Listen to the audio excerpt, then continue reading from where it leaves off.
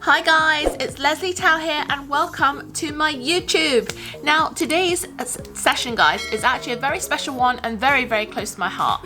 Today I'm gonna basically tell you guys how I managed to juggle being a mom and running multiple businesses at the same time. Now I know that this is an area that impacts lots of parents, okay? So it's not just mummies unless you're a single parent. But I also hope that there's some nuggets in there that the guys might be able to take away as well, or the other parent. So I'm going to talk to you guys about my experience of actually giving birth and launching 3 new businesses and tripling our property management portfolio within 3 months of me giving birth, and you know how I was able to cope with that, and also what measures and what have I been doing, what have I put in place to make things run smoother and much easier whilst trying to be the best mummy that I can to baby Matteo as well. So guys, before I continue, make sure you subscribe and hit that notification bell below. Come on, do it. Yeah.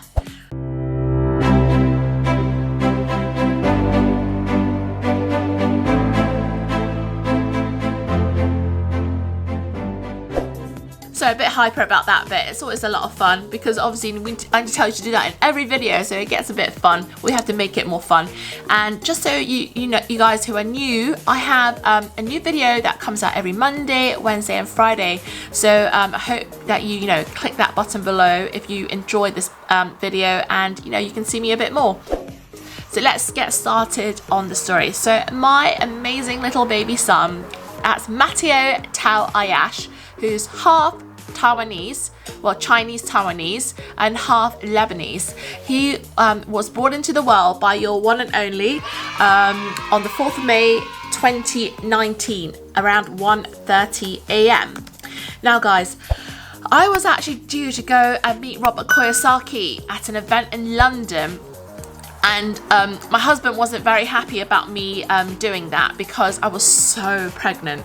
I'm going to share with you guys some really beefy pictures of me when I was pregnant, but I wasn't one of those hey, I've got slim arms and I've got a bit of a belly kind of pregnant woman. I was all out there, I was massive, and I'm still working on trying to get the belly down because I think I overstretched it.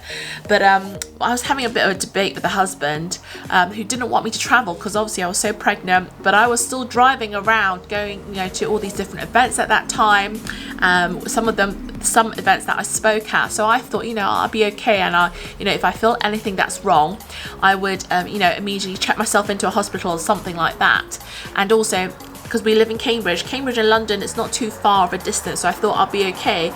Well, what happened was so Robert Kiyosaki event was, let's say, on a Saturday or something. I can't remember. I think it was on maybe the 6th of May. And I actually went into labour. So one of the reasons why I so wanted, and I was sort of risking a limb to go and meet Robert Kiyosaki, is because he was so influential in me when I went through a bit of a dark time in Dubai to sort of reset my mindset, and refocus and get myself back on track and start investing in property. And that was one of the best decisions that I had made in my life so far. And I really missed out on seeing him in 2018, and I really didn't want to miss out again in 2019. But obviously the baby comes first. So even though I won the debate with the husband, basically the night before the event my water broke. So I actually woke up in the morning thinking that I had wet myself, and just to make sure, the husband drove me to the hospital, so Adam Bricks Hospital in the Rosie section, and I basically wasn't allowed to go out again. So I thought maybe I had weed myself. We went in to check whether I had. Basically I wasn't allowed out until I had actually given birth to Matteo. So because my water broke so early, and I wasn't going into labour anytime soon, they actually induced labour. So they injected me and I began to have labour pains, and for some reason I was really against having an epidural. So I don't think I'm the easiest pregnant woman, by the way. So I was just like, no, I'm not having an epidural. So I was literally on gas and air for 30 hours of intense labour. But I still wasn't opening wide enough for the baby to come out. So at that point, by 30 hours, I was absolutely exhausted. I think my husband's like fingers and hands had sort of cramped up or was about to fall off because I was squeezing him so hard, going, it's all your fault.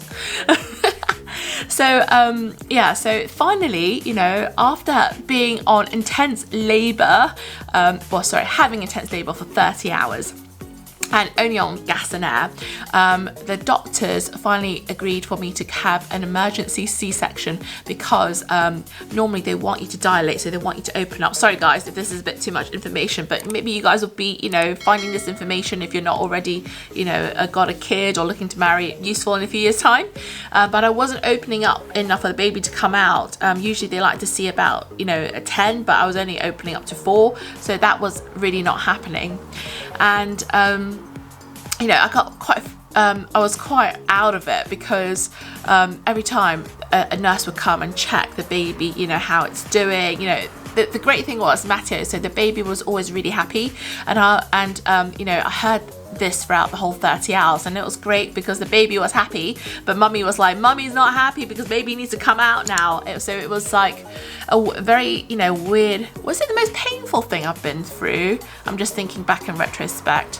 I'm not sure because the labor kind of like comes and goes, so yeah, it wasn't the most pleasant, of course, but you know, we survived. So eventually, when I got wheeled into the operation room to have the C-section, I don't know why I refused having an epidural anyway, because what they did, I was under something called a regional anesthesia, which means that the jab would numb my lower half. So I believe they gave the jab to me up my spine anyway, which is where an epidural would have been as well. So and what happened was I just went numb, like below, and they put up this sort of screen so I couldn't see what was going on. So there was like 3 doctors, I think, that was working on getting the baby out below, and then there was another doctor who I was just having a chat with, and I remember that the other doctor was here, and then my husband was here when I was lying down, and you know, and it was a bit weird because even though I was numb, I could still feel that there was some, you know, pulling and rumbling, and basically somebody inside of me, you know, touching around to get Matteo out. And so Matteo finally came out, and he was the most gorgeous baby I've ever seen as a first time mummy, and I fell in love with him. It was love at first sight. So I, like, you know, he was an angel, and he came out and he didn't really cry, really, to be honest, and then they had to make him cry a little, but he came out and he was still so peaceful and so happy, a bit like a little old manish, you know, when the babies come out, they're a little bit, you know, a bit swollen actually. So you know, that's the story of how I had my first gorgeous little boy. And those of you that have been following my story, you know that it's, you know, I've had a few miscarriages before, so this, you know, was a real big thing for me. And you know, I you know, obviously love having him around, and I couldn't imagine life without him actually, so that was a big pro. Now, so after the C-section, you know, there was 2 things, and being a new mum, there's 2 things really that I really struggled with. Now, the first one was because I had an operation, I couldn't move, so I was kind of bedridden for a few weeks. And what that meant was I just had, you know, it was a lot of pain for me to sort of straighten my back when I was, you know, stood up, and it was a bit weird because literally I felt like a really old woman because I was walking around with kind of like a bent back, but it just sort of, every time I straightened my back, it was just really painful because of the operation. And I basically have, you know, a scar line just below, let's say, my bikini bottom bit. So it's, you know, it's quite a neat scar, so it's not too bad, but it was so painful because literally, you know, I've been cut open and had this operation and this amazing baby taken out. And the second thing that I really struggled with, so ladies, I don't know whether you struggle with this, or if you're watching and you're the other partner, whether your wife struggled with this or your girlfriend struggled with this, so let me know. But I had a real problem with trying to breastfeed, and I only breastfed for 2 weeks, guys, so I'm going to come clean about that. And it really upset me that I found it so difficult. I basically, just describe it to you guys, I just would find it so painful because I think maybe Matteo wasn't latching properly, and I guess babies are all hungry all the time, so literally the feeding was like every 2 hours. But I found it incredibly hard. It made everything hurt. So it wasn't just, you know, the boobs area. I felt like my C-section was in so much pain, and I basically was very emotional and extremely angry all the time because of the pain. And like my poor husband had it here, like up to the neck, because every time he would just come and check. So it would either be breastfeeding, or even, you know, I'd be so agitated when I was pumping as well, so pumping the milk out, that I would literally get all ragey and take it out on him. So I'm really sorry, husband, if you're watching this, but you know I love you. But I felt like that, you know, I was turning into this really ragey, irritable and horrible person, and very emotional. So I had a chat with the nurse, because so the great thing about England, guys, if you don't know, is that you get not a nurse, midwife. Yeah, so the midwives come to your house and check up on you a few times, and they were really concerned. So something that they asked both myself and my husband Remy is, you know, how are you guys feeling? Are you feeling, and this applies to Remy as well, are you feeling okay? You know, are you feeling emotional, a bit, you know, bluesy, a bit low? And I basically told them I was feeling so frustrated and really angry, and, you know, emotional roller coaster every time I tried to breastfeed. And basically made a decision with the midwife there and the husband that I was going to bottle feed, because I just thought I needed to sort myself out, so that everything else could just flow better, in terms of, you know, focus on my recovery and just the baby, and instead of, you know, getting so irritable and angry all the time. So I needed to stabilize. I don't know whether it's hormones, but I needed to stabilize my emotional state then. So I made the conscious decision not to breastfeed. And guys, it was pretty hard, because, you know, I was emotional then, but, you know, I thought at that point I was a really bad mum because I couldn't breastfeed. And but then I thought I'd give myself a bit of a break, because I remembered that, you know, I was formula fed. I'm a formula fed baby, and so is my brother, because my mum she's so small, and she couldn't produce milk when she gave birth to us, so we were both breastfed, and we came out as like the biggest babies as well, in terms of, you know, I'm like 5'9", my brother's around the same height, so we're quite tall for Asians, Oriental Asians. So I think we turned out quite well. So that gave me a bit of a blanket of comfort. And I just want to say to you ladies who are breastfeeding or have been breastfeeding, I think you guys are absolutely amazing, and I wish I could do what you guys have done, but I really struggled, and I wanted to share that, because there's nothing better than just being truthful about your own experience. But so I actually got much better really fast in terms of my emotions stabilized. And on the business side, my team basically left me alone for like at least 3 to 4 weeks, because they knew that I'd just, you know, given birth. And that was obviously a really, really big help. Okay, but around the same time, so this happened, so I had sort of most of June off, I think, as well. So I gave birth to Matteo in May, but I was obviously working in June, because we were launching Cashflow Freedom, which is our property training company with Mr. Trevor Cutmore, the amazing, most adored, lovely Trevor Cutmore, who builds houses. So love Trevor. And also Cambridge Sourcing, which is our property sourcing company, and also Cashflow Freedom Compliance with Martin Wong, who is our lawyer for that branch of the business. And sorry, I thought it's been really rude. Sorry, Dean, I didn't mean to forget you, and I just didn't mention you for some reason. So Cambridge Sourcing, guys, is run by my cousin, Dean Yu, who's like my big brother. So, you know, those businesses all launched around the same time, so it started taking off in June and July. We had our first event for Cashflow Freedom in July, so I had about a month and a bit, no, nearly 2 months to just stay at home, because we have something in our culture called the confinement month, where after giving birth you're not allowed to go out, because apparently it's something along the lines of your joints are all open and exposed, and your pores are, so you have to stay at home and not go out and, you know, be in contact with any wind. So even when you're at home, supposedly you're not allowed to, you know, go in the garden and stuff. So you've got to really wrap up a bit like a mummy for like a month. Well, anyways, and in August, what happened was we decided to take over another rent-to-rent agency's portfolio in Cambridge. So basically, we went from 12 units to we took on another 30-something units.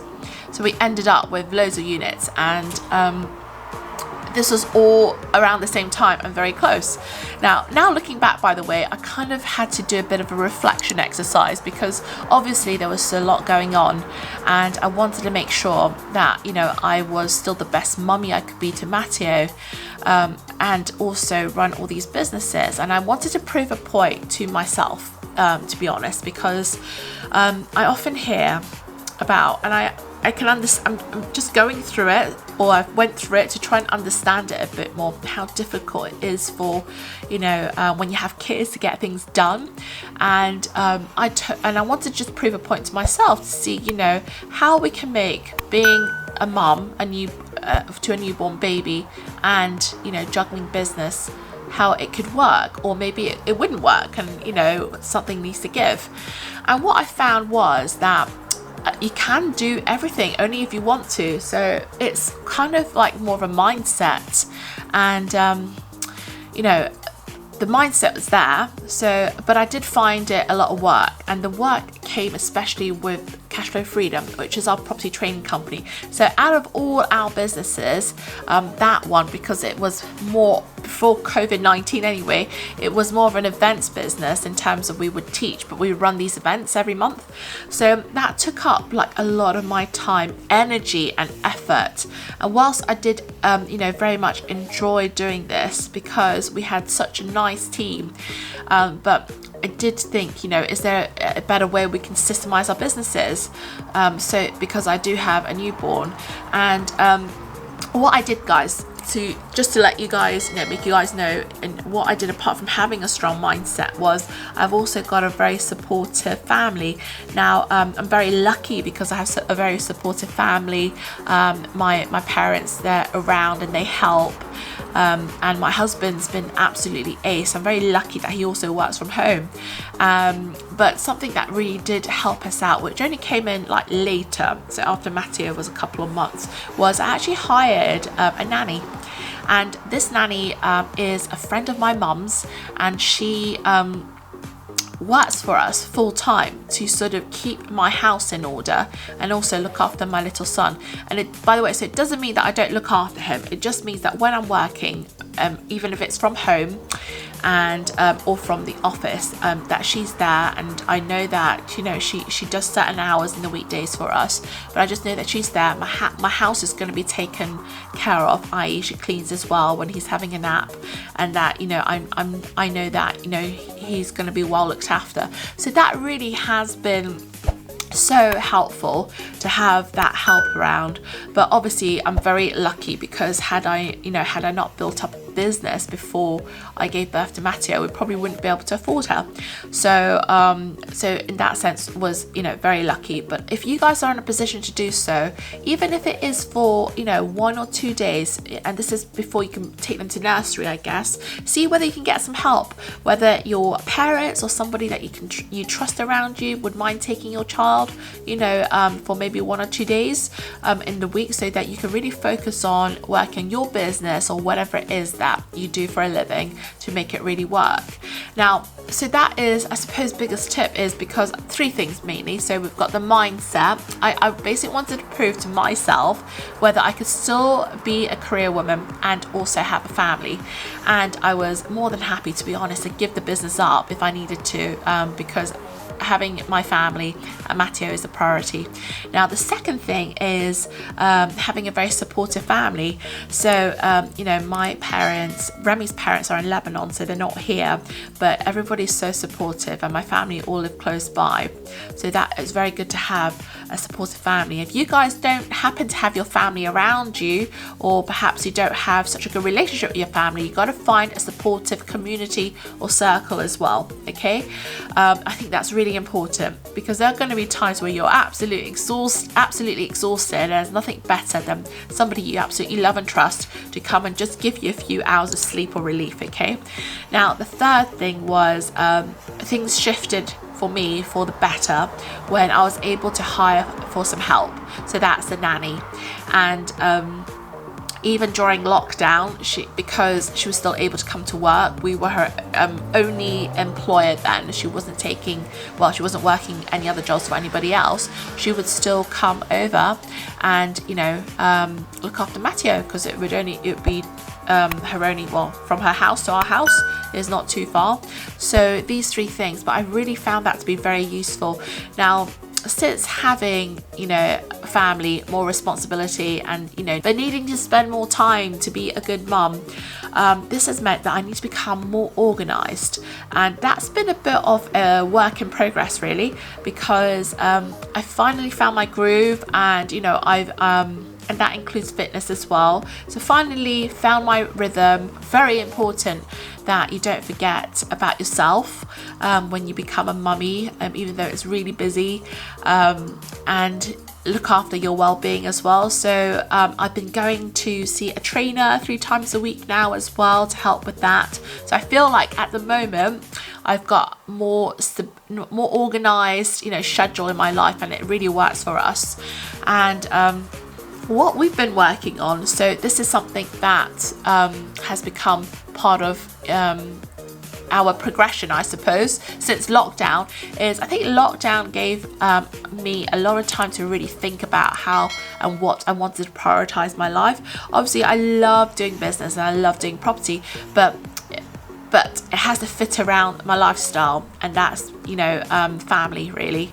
So with my parents and with my little one and husband and my greater family, so that is the priority. So I'm making a few changes to automate, to systemize and delegate even more other parts of my businesses, so that it doesn't take too much time away from me and my family. Because at the end of the day, I think lockdowns really made you think. Before, I felt like I was doing well, but I had a lot of stuff going on, and I think that when, especially doing all the events, I just found that very exhausting. And maybe it's because I started when I literally had just given birth, so that was quite exhausting, along with all the marketing. So now it's a matter of getting the enjoyment back of doing those sort of tasks, and also how can we do it in a more efficient way so that things can run more smoother and I can have more time with my little one. So that's what it's all about, really.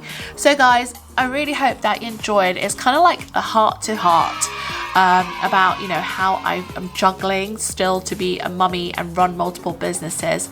I wouldn't change it for the world, but if push comes to shove, it's always going to be family first for me. So let me know what your thoughts are, and if you're struggling with anything, drop it in the mention it in the commentary below, so maybe I can give you my 2 cents on that, because maybe I've also gone through it at some point but maybe haven't shared it. So yeah, so by the way, so I hope some more women, so guys, if you're watching, you've got a girlfriend or you've got a wife, do show them my video, because on my statistics, I think like 80 or 90% of my viewers are guys, and that's awesome. But it means that this video is kind of like more for mummies / parents, which involves being a guy as well, but it might mean that they're missing out on some crucial information. So do get them to watch this, and let me know what your thoughts are. Right guys, so lastly I wanted to end it with this, and I'm just going to put it out there in the universe. So Robert Kiyosaki, I've missed you in 2018, I've missed you in 2019, and then we went into coronavirus lockdown for 2020. I really hope that at some point I'm going to finally get to meet you and tell you that I'm so grateful for your book, Rich Dad, Poor Dad, which changed a lot of stuff for me and helped me become where I am today. So I hope that in person I'll get to meet you at some point and tell you, you know, a bit about how you changed my life, even though you didn't know that you did when I meet you. So I'm manifesting that to the universe, guys, and help me give it a little bit of a push. So guys, if hopefully you enjoyed this video, it wasn't, you know, too girly, but I am a girl, so I have to share some girly stuff sometimes. But if you did enjoy it, please make sure that you're subscribed to my channel. And oh, by the way, guys, I think this really helps with the algorithm, so please help as well. So if you could smash, so that's pressing it more than once, that like button below, I'll be super grateful. All right, guys, so Lesley Tao here, and I'm checking out, and I hope to see you guys on Wednesday. Bye.